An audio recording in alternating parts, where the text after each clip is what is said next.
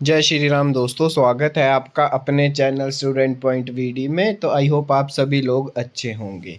तो हम साइकोलॉजी की सीरीज़ कर रहे हैं, मोस्ट इम्पॉर्टेंट क्वेश्चन वाली सीरीज़ कर रहे हैं। जैसा कि आपको पता है कि हमने कंटेंट वाली वीडियोस कंप्लीट कर ली है और आपको मोस्ट इम्पॉर्टेंट क्वेश्चंस वाली सीरीज़ हम लेके आ रहे हैं। और आपको जैसे जैसे आपकी कंटेंट की वीडियो सीक्वेंस वाइज लगी है, वैसे ही आपको साइकोलॉजी की सीरीज़ भी आपको सीक्वेंस वाइज उनके मोस्ट इम्पॉर्टेंट क्वेश्चंस मिलेंगे। ठीक है, तो शुरू करते हैं हम आज की वीडियो। तो हमारा पहला क्वेश्चन है कि इन फ्रूड थ्योरी ऑफ पर्सनैलिटी, हमने ये अपनी वीडियोस में कर रखी थी, थ्योरी सारी कर रखी है।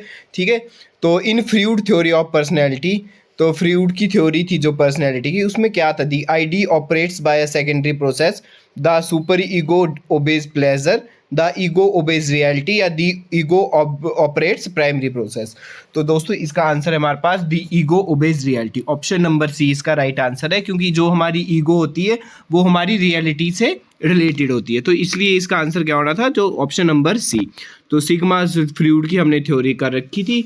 तो ये भी दोस्तों बहुत इंपॉर्टेंट है, थ्योरीज वाला पोर्शन मैं आपको वैसे ही बताता हूँ कि आपके लिए बहुत ज़्यादा इंपॉर्टेंट रहता है। इससे हमेशा थ्योरी से आपको क्वेश्चन देखने को मिलेगा ही मिलेगा। तो नेक्स्ट क्वेश्चन आपका कि who is the father of psychoanalysis? Psychoanalysis के फादर कौन है?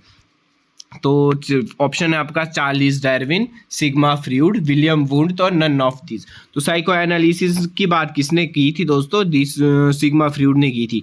ठीक है, तो इन्होंने कहा भी था दोस्तों, इन्होंने ये बताया था, हमारे पास आईडी भी इन्होंने दी थी, सुपर ईगो के बारे में भी इन्होंने ही बताया था। ठीक है, ये सारी चीज़ें किसने बताई थी? सिग्मा फ्रूड ने बताई थी अपनी थ्योरी में। ठीक है, हमारे कॉन्शियस माइंड, सब कॉन्शियस माइंड, ठीक है, ये भी दोस्तों हमारे अनकॉन्शियस माइंड, ये भी किसने बात की थी? हमारे पास सिग्मा फ्रूड की थ्योरी में ही बात हुई है। तो वो सारी थ्योरी किससे रिलेटेड दोस्तों? हमारे पास साइको एनालिसिस से रिलेटेड है। और इसका आंसर क्या होना था? फादर कौन है साइको एनालिसिस के? हमारे पास सिगमंड फ्रूड। तो option number B right answer होना था। नेक्स्ट क्वेश्चन हमारे पास, Freud emphasise the role of dash in shaping. तो फ्रूड की जो थ्योरी थी वो किससे रिलेटेड थी दोस्तों? अभी मैंने बताया, अनकॉन्शियस डिजायर। ठीक है, क्योंकि उन्होंने बात की थी हमारे पास कॉन्शियस माइंड की, अनकॉन्शियस माइंड की, सबकॉन्शियस माइंड की। ठीक है, आईडी, ईगो, ये सारी चीज़ें दोस्तों हमारे पास सिगमंड फ्रूड ने ही दी थी। तो जो हमारे पास फ्रूड थे उसके रोल किसके साथ रिलेटेड थे? अनकॉन्शियस डिजायर के साथ रिलेटेड थे। ऑप्शन नंबर सी आपका राइट आंसर होना था। एक बार आप उनको 25 डेज वाली साइकोलॉजी की वीडियोस ज़रूर देखना दोस्तों, आपके लिए बहुत ज़्यादा यूजफुल रहेगी वो वीडियोस। तो बढ़ते हैं हम नेक्स्ट क्वेश्चन की तरफ। The defence mechanism are created by. Defence mechanism कौन क्रिएटेड करता है? माइंड करता है, ईगो करता है, एटीट्यूड करता है, या बिहेवियर करता है? तो इसका राइट आंसर दोस्तों हमारे पास ऑप्शन नंबर बी, ईगो। तो ये भी दोस्तों बहुत इंपॉर्टेंट क्वेश्चन है। आपके जो भी आज हम क्वेश्चन पढ़ेंगे आपके पेपर में किसी ना किसी को ज़रूर देखने को मिलेंगे, चाहे वो नॉन मेडिकल वाले को आए, चाहे मेडिकल वालों को आए, चाहे शास्त्री वालों को आए। आपको साइकोलॉजी के ये इंपॉर्टेंट क्वेश्चन आपको ज़रूर देखने को मिलेंगे। तो बढ़ते हैं नेक्स्ट क्वेश्चन की तरफ। नेक्स्ट क्वेश्चन हमारे पास, the feeling of shame and pride develops in the stage of. तो दोस्तों हमारे पास एक स्टेज थी जिसमें हम शेम और प्राइड की बात करते हैं। तो वो किस में करते हैं दोस्तों? एडोलेसेंस में शेम और प्राइड होती है, इन्फेंसी में शेम और प्राइड होती है, अडल्टहुड में शेम और प्राइड होती है, चाइल्डहुड में शेम और प्राइड होती है। तो दोस्तों हमारे पास शेम कब आती है? हमारे चाइल्डहुड की एज में आती है। तो ऑप्शन नंबर डी इसका राइट आंसर होना था। बढ़ते हम नेक्स्ट क्वेश्चन की तरफ। नेक्स्ट क्वेश्चन हमारे पास, Sigmund Freud is related to. Sigmund Freud किससे रिलेटेड थे दोस्तों? अभी हमने किया साइको एनालिटिकल। ठीक है, साइको एनालिटिकल थ्योरी उन्होंने दी थी सिग्मा फ्रूड ने। तो इसका आंसर हमारे पास क्या होना था? इसका आंसर होना था ऑप्शन नंबर बी। बढ़ते हम नेक्स्ट क्वेश्चन की तरफ। नेक्स्ट क्वेश्चन हमारे पास, psycho social theory is given by. अब दोस्तों साइको सोशल थ्योरी पूछा, तो साइको सोशल थ्योरी हमारे पास किसने दी है? सिग्मा फ्रूड ने तो साइको एनालिटिकल दी थी, बीएफ स्किनर ने दी थी, इरिक्सन थ्योरी ने दी थी, या पावलॉक ने दी थी? तो इसका आंसर होना था option number C, Erikson theory. ठीक है, तो साइको सोशल की बात किसने की थी दोस्तों? हमारे पास इरिक्सन ने की थी। तो इसका आंसर क्या होना था? Option number C, Erikson theory ने। ठीक है, the unconscious motivate as a factor of human behaviour. तो अनकॉन्शियस की बात किसने की थी दोस्तों? मैं आपको बहुत बार बता चुका हूँ अभी भी वीडियोस में। ये किसने की थी? सिगमंड फ्रूड ने की थी। और सिगमंड फ्रूड ने कौन सी थ्योरी दी थी? हमारे पास साइको एनालिसिस थ्योरी दी थी। ऑप्शन नंबर बी इसका राइट आंसर होना था। ठीक है, बढ़ते हैं हम नेक्स्ट क्वेश्चन की तरफ। नेक्स्ट क्वेश्चन हमारे पास, because the id seeks to gratify its desire without delay, its operate on the satisfaction principle, pleasure principle, ego या सुपर ईगो। तो जो हमारे पास आईडी होती है दोस्तों, किस प्रिंसिपल पर काम करती है, तो ये करती है हमारे पास प्लेजर प्रिंसिपल पे। तो दोस्तों ये भी बहुत बहुत इंपॉर्टेंट क्वेश्चन है, ठीक है।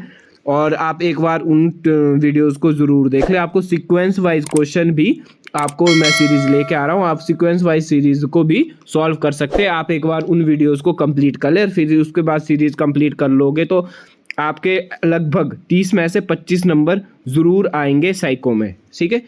तो ये मैं आपको 100% गारंटी के साथ बता रहा हूँ। अगर आप उन वीडियोस को देख लेंगे, 25 डेज़ की वो वीडियोस है, ठीक है, आधे आधे घंटे की वो वीडियोस है, साथ में आप इन सीरीज़ को सॉल्व कर लोगे तो आपके 30 में से 25 नंबर तो 100% गारंटी के साथ है। हो सकता है 30 आउट ऑफ 28 या 29 भी आपके नंबर आ जाए।